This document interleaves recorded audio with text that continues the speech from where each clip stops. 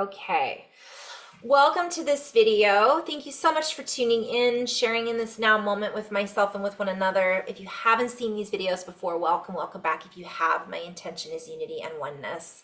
I want to go into a little flow with the guides and see kind of what they have to share. A little overview before I do that of some suggestions that have come up and some, well, just some energy overview. We'll put it that way.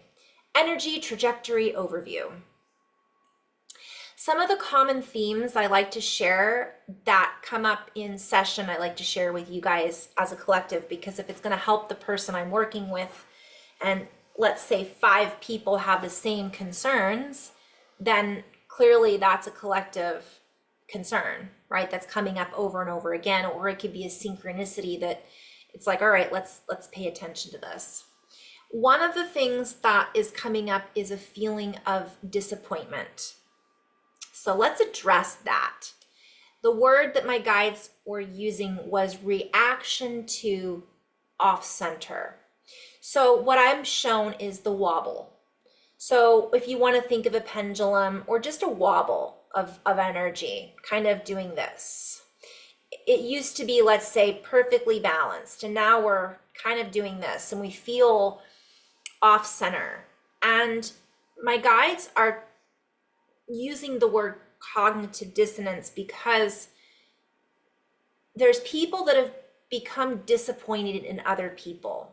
And what the guides are saying is we're really being invited to let go of our expectations. If we quit expecting certain things from other people, we won't be disappointed. And I'm already hearing, well, that's impossible. And in some ways it is. It feels impossible. But from another perspective, what if we could let that go? And we just said that person's going to do what they're going to do, but I'm not here to focus on what they're doing. I'm here to focus on what I'm doing. I'm here to focus on what brings me joy and how I can be of service to my family, how I can be of service to my clients, how I can be of service to Mother Earth. If we were all to do that, then that person that we keep expecting to do things would actually potentially start doing those things, because they would be one of those people who were doing things that were for the greater good or what brought them joy. But not everybody's doing that, because that's not the program, the patterning, or the habits that we have all created as a collective society. It's something we're starting to reprogram ourselves to remember. And so not everyone is going to be on the same trajectory. So what I'm finding is a lot of the, especially of those in the light worker community, not everyone, right? But I've been here too, and I do still sometimes become disappointed in other people. But what I'm being called to remind how should I say this? Being called to remind is that if we're focusing on our own center from a place of compassion, gratitude, heart-centered coherence, that space, we become less reactionary. We don't have the same expectations in other people, because we are the change. We become that. We embody that. And as we move forward, we have a bigger impact and ripple effect on the collective. And sometimes, and we let go of the need to be, we let go of the need to believe in that other person as being better or less than, if that makes sense. It just neutralizes. Doesn't mean we still don't have feelings of whatever we're feeling, but it means we aren't as disappointed in things, because our focus has shifted, our perspective has shifted.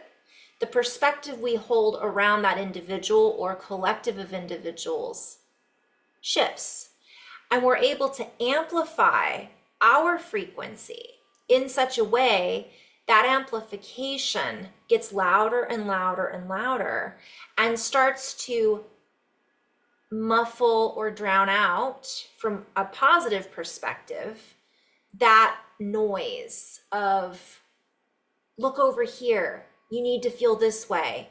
If this doesn't happen, this is going to happen. Story, story, story. And we start to hear our own voice, the voice of reason, the voice. And when I say the voice of reason, it's the voice behind the voice. So sometimes when our ears turn on or our second sight turns on, how many times have you been listening to somebody, especially on television, and you can just tell that they're not telling the truth? You feel it, you sense it. It isn't because you don't like them, it's something deeper than that. It's a knowingness. It's not a judgment. It just is. It's an isness. So I'm trying, because a lot of people are still stuck at that first level. And I'm saying this, no judgment to that, even though I do have judgments sometimes because I'm a human being. We all have judgments, but about certain people, places, or things, or ourselves, right? Tends to be especially about ourselves. But there's people that are listening to a story and then they make or form an opinion, which then holds with it a feeling that is then projected on this person who a story has been told about, whoever that person is, whether it's a friend or someone on the news or whatever it is.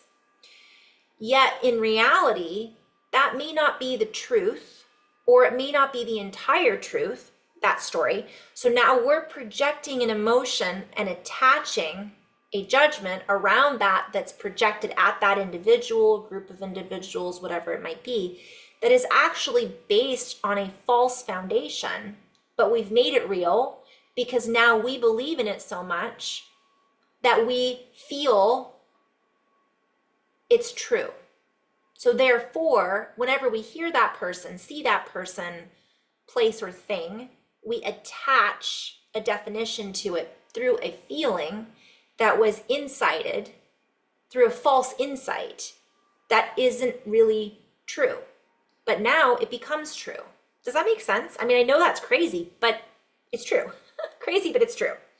So rather than hearing the truth, we hear the story. We feel and people mistake that for intuition.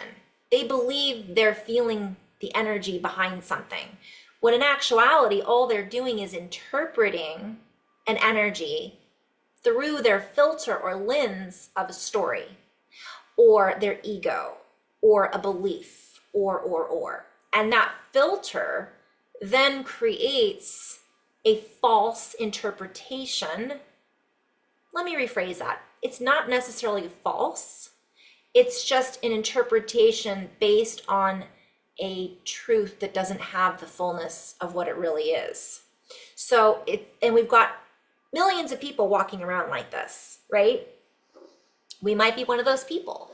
I know I, from time to time, have to really go back into my heart to really assess, am I being neutral, or am I basing this on an idea? Am I basing my interpretation on what I think I know? And oftentimes I am, right? And then I catch myself and then I'm called to feel into that. Is this true? And so I'm saying this because a lot of people want to enhance their intuition. They want to use their extrasensory gifts so that they can better understand reality. But if we're mistaking our intuition, let me see if I can phrase that a little bit better. If we're reading the field from a place of non-neutrality, from a place of judgment, even if it's subconscious and we don't know that we're doing it, that's what we're doing. And that means we're interpreting our environment, that person, that place, that thing, the story, whatever it is, based on something that isn't really intuitive. It's something else. I don't really know what we would call that. I'm sure there's a name for it. So I'm really being called to just remind everybody that's where the guides are like, get back into the heart, get back into compassion, get back into a place of somewhat center, heart center awareness that puts us into a place of, it changes our ability to interpret.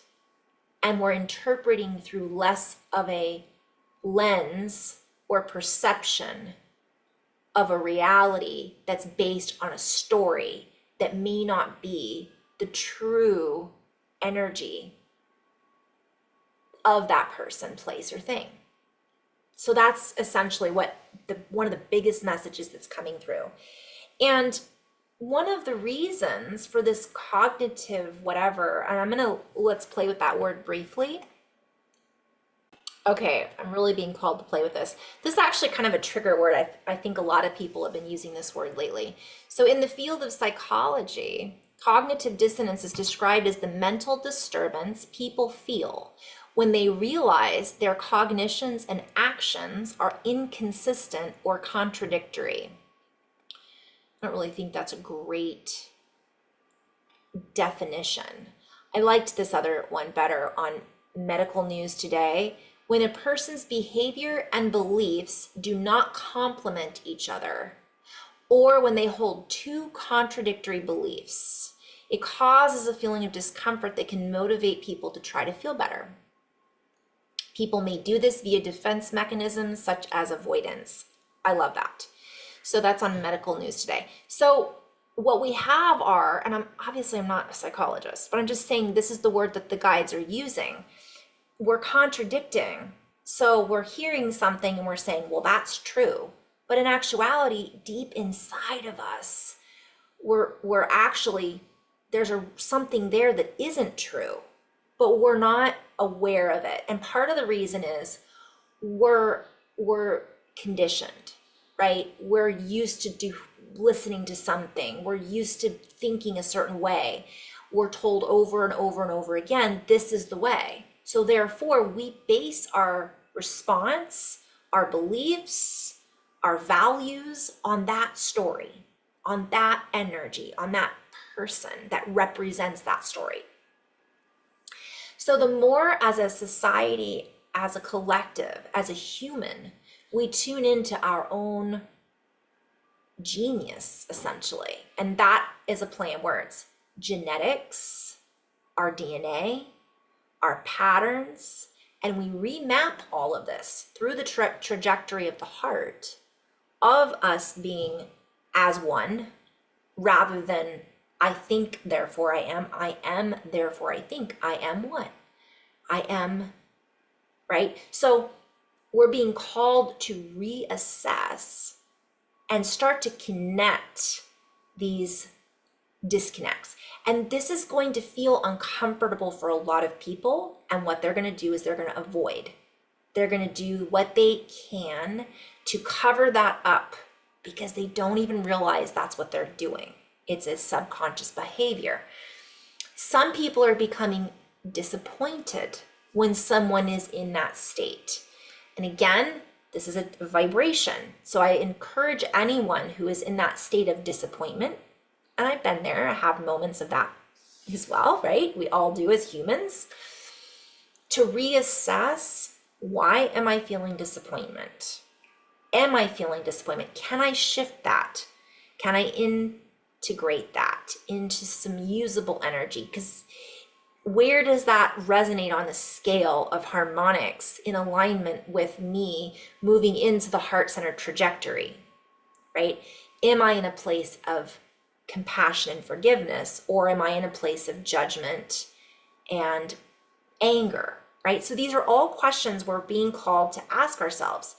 The guides are saying that this is a very potent moment in time. We have this, they called it a grace period that we're being gifted. And I haven't really gone into that full throttle yet with the channeling, but what I'm being shown is this grace period is giving us an opportunity to feel more, to integrate more, to learn more, to grow faster, to let go faster, to expand faster. But can we do it from a state or presence that allows us to unpack it without all the distortions? And that's a play on words. Recognize as we unpack it, the distortions. And even though I'm saying faster, faster, faster, when we are in a state of presence, it allows us, or coherence, we're aware, we're able to assimilate faster without having to linearize it all and say, okay, I have to do this first in order to get to this. So what they're showing me is, right, it's everything here now all at once. But we're able to move within these parentheses, within this bubble. And that gives us the gift of seeing more clearly. So we're able to kind of isolate those sounds or disharmonious spots in our body, in our field, in our belief system, right? And as we see those spots, we can then reorganize and clear them so that they're not blocking our view, so they're not blocking our feelings. So we're able to then connect the two and allow this clarity to come through in our perception, conversation, creation, so on and so forth. So as we do this, we become more organized, yet also there's certain, I'm hearing it's unpredictable modality and movability. We increase this sense of real-time interaction, and that's a play on words. Real-time interaction.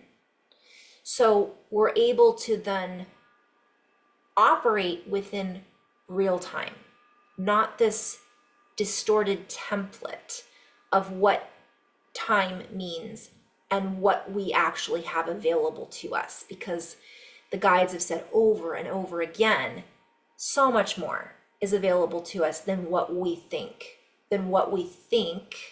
we perceive. And that's the biggest message, is that's what's been getting in our way.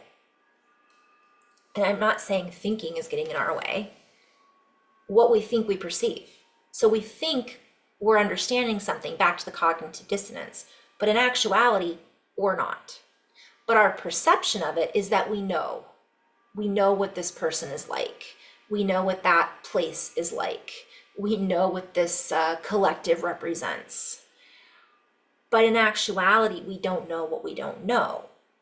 So we think we know more than we actually do.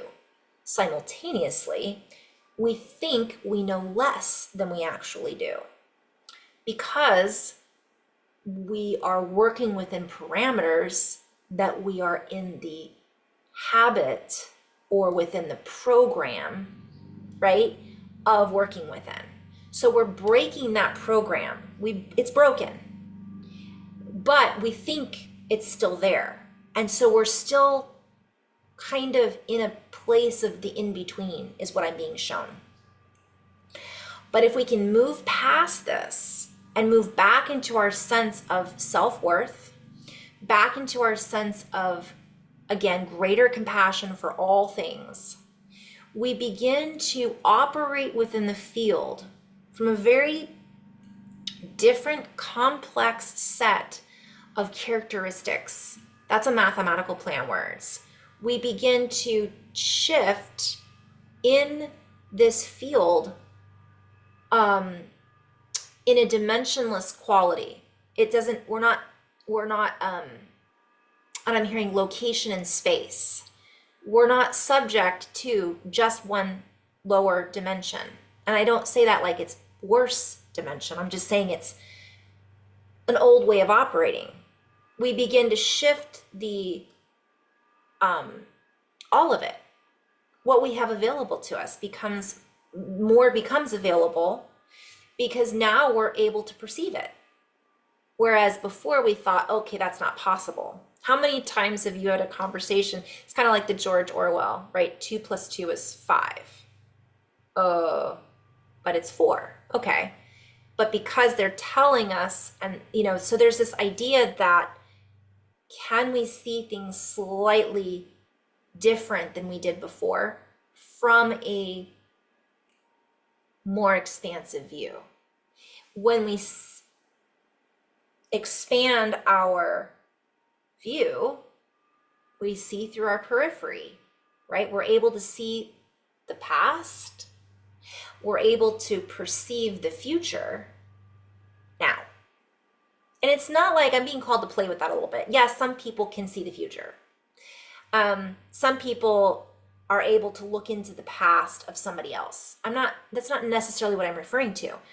What I'm seeing is we see it. We start to see what we're creating in real time. So we realize from that place of balance and harmony, we feel a little bit more, I'm just hearing self-aware. We become more self-aware. Isn't that ironic? Because it reminds me of AI becoming self-aware. It's like we are becoming more self-aware. So as we become more self-aware, the field responds to us. And we're co-creating together this reality. So the more of us that are becoming more self-aware, the more we have access to. And we're not doing it through thinking. We're doing it through the combination of feeling and thinking, but I keep hearing repatterning. So now, instead of us trying to figure it out in our heads, we're using our other senses, and we can interpret what it was we were trying to figure out from a different angle, literally on a graph. This has to do with physics. I mean, everything does, right? But it has to do with a dimensional existence. Our dimensions have grown bigger. We've expanded. So if we've expanded, we have access to more now because it's bigger. So it's like going from a sandbox, to a baseball field. That's a really good way to describe it, is what I'm being shown. So now we're like, whoa, the measurements are different, right? The rules have changed because we have more room to play. We have more players. We have more, it's just everything. So that's what the guides have been trying to essentially show. Okay, let me see if I can go in a little bit of flow and then we'll end on that note. And we are just scratching the surface. As we scratch the surface, we peel back the layer of what was underneath. As we look at this, we realize there is more surface to be seen, to be exposed. And we begin to recognize there is more time to be exposed. We begin to come into a space of exponential realization. We begin to access a deeper component of our own sense of our place in the world, let's call it. And because of this, we're able to fine-tune our trajectory of where we would like to see ourselves going. That's kind of what I was saying earlier, is we're seeing the future. So now we're able to see the future and go, wait a minute, I can see immediately where that's going to take me. Let me shift that a little bit. Let me shift how I feel about this. How do I feel about that? We're able to then move into the space of an inner knowingness that we are moving towards or in the right direction. And as we do this, we begin to access that which leads us to more of that on the right direction, on the path, if you will, of least resistance. We begin to move with time rather than fight against time. We begin to remove the constraints of the idea that time has imposed or been imposed upon us. And we begin to propose new coordinates on this map. as we begin to link up with these new coordinates based on a trajectory, based on a clarity that we are able to see with eyes to see, we begin to move out of the distortion. We begin to move away from that which was distorted in our field, and we begin to incorporate a higher resonance or trajectory within the field that gives us a vibrational, I'm hearing occurrence. Let us play with this. Current. This currency is a pattern, if you will, and this pattern was not expressed before, or it wasn't expressed within the same medium, aka field, because we were not harmonized enough to be that field. We were not harmonized enough to play in that field. So now that we are each vibrating at this different currency, we'll say, we bring to the table a different currency. Play on words. Table, surface, plane. I'm seeing a mathematical table. I'm seeing a table as in graph. And as we play in this way, we access a different mathematical signature that I'm hearing a harpoon that allows us to radiate at a different chemical vibration. And this changes the patterning that we then co-create in the field. And this pattern is then interpreted or fed back to us from one perspective. I'm seeing these mirror pathways. And it allows us to shift in such a quantum way, meaning a fast, that's a play on words, clean is what I'm hearing, cleansing way. And I'm hearing entropic, but that's a play on words, almost as if we're cleansing out that which was not balanced before. So I'm being called to play with that. Maybe we're cleansing out the entropy, disorder, disarray, chaos. Yet let us play with this a bit more, because this is part of this new energetic combination that each of us is bringing to the table. For as we create a spin within the field also reverberates that back to us. And so the wobble that many of us are feeling is also a direct reflection of the wobble that is being felt within. So we see the earth responding to us, and then we respond in kind to the earth.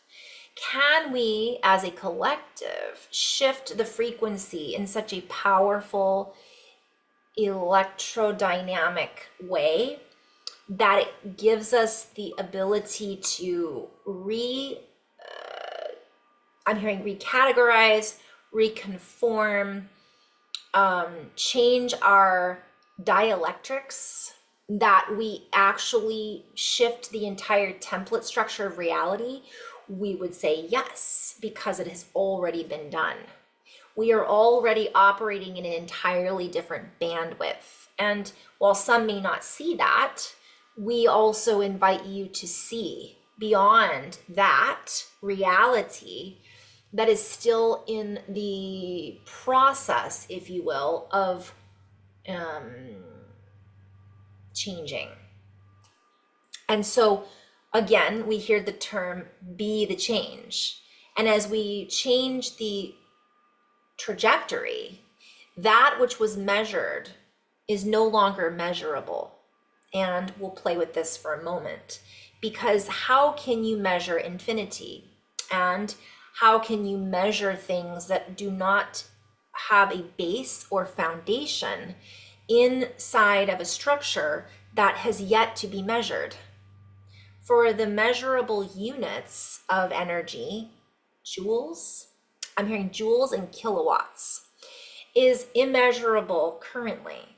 For we are not necessarily fully adapted yet. We are not necessarily fully interactive yet with this new reality structure. And so we would venture to say, while the new reality foundation has been built, we are still building on that. And so the wave in which we are expanding is also growing. And as it grows, it becomes available only when we can see beyond the template that we have used to measure reality before. And so this is a great time in space, if you will, play on words. It is a great moment that we are, each and every one of us, unifying in a sense to create a grand scale of harmonic revolution. And let us play with this for a moment. For the old establishments have given us a wonderful baseline in a previous reality matrix.